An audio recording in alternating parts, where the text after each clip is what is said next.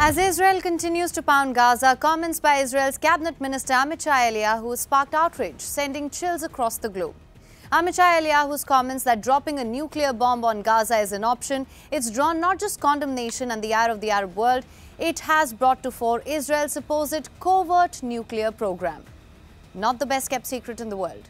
But what does this display of openness to a nuclear option mean for West Asia?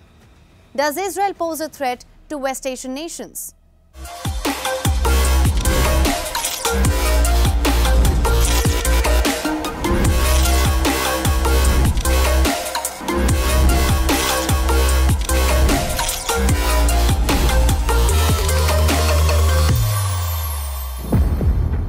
It's a well-established fact that Israel has maintained a nuclear monopoly in the region for the past half-century. The issue has been a persistent and intricate aspect of West Asian politics for many years. As per reports originating in 1950s, Israel is believed to possess around 90 nuclear bombs despite never officially acknowledging the existence of its nuclear weapons. It's widely thought that they are targeted towards regional rivals like Iran. Not being a signatory to the Nuclear Non-Proliferation Treaty adds to the complexity in this situation. And recent statements by the cabinet minister suggesting the possibility of using an atomic bomb on Gaza have raised concerns to say the least.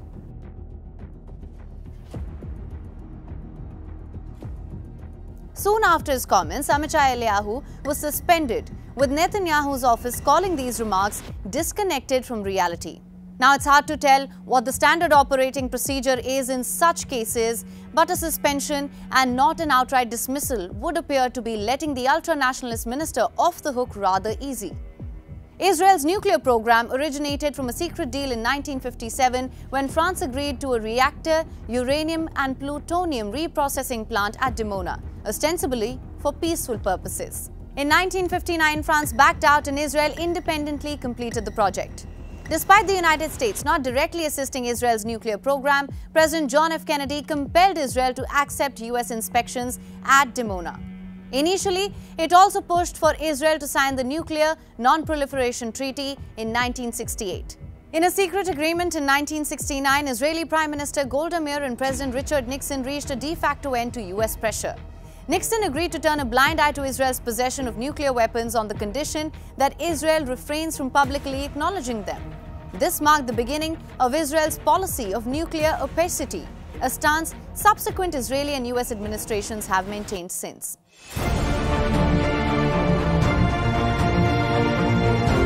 These recent comments by Israeli Prime Minister Benjamin Netanyahu's cabinet minister has West Asia on edge, and it doesn't help that the United States has declared the deployment of a nuclear submarine to the region.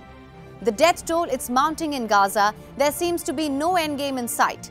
Israeli forces are penetrating deeper into Gaza City. There have been talks of the reoccupation of Gaza as well. Prime Minister Benjamin Netanyahu's recent statement said that Israel would assume control of security in Gaza indefinitely, and this has heightened uncertainty about the besieged enclave's future over a month into the ongoing conflict. Despite Israeli officials emphasizing that reoccupation is not the intention, there remains a lack of clarity on how to ensure security in the territory without a sustained military presence, especially considering the withdrawal of Israeli forces from Gaza in 2005. The Jericho missile, or should I say the doomsday weapon, it's been touted as a solution in this war. But the truth is, these comments thrown around so thoughtlessly, or as claimed metaphorically, threaten not just Gaza, but the entire West Asian region, and not to mention Israel itself. The presence of Israel's nuclear weapons, it's consistently raised concerns about proliferation over the years. As uncertainty looms, bloodletting and the rising nuclear threat persists.